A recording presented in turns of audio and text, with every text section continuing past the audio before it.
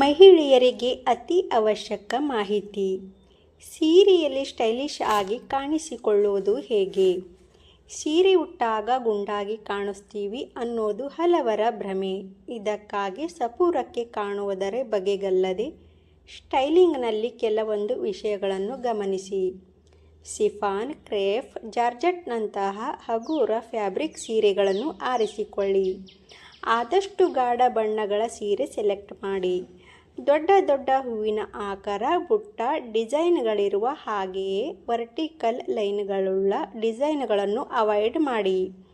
ಡ್ರೆಫಿಂಗ್ technique ಕಲಿತುಕೊಳ್ಳಿ.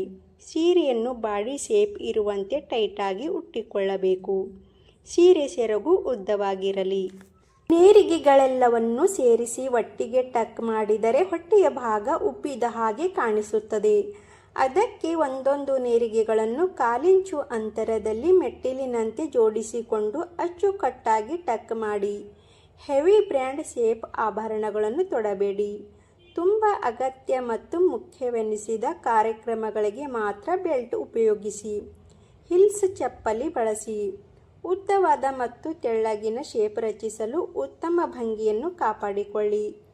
ಆತ್ಮವಿಶ್ವಾಸದ ಜೊತೆ ಮುಗುಳ್ನಗೆ ಇರಲಿ.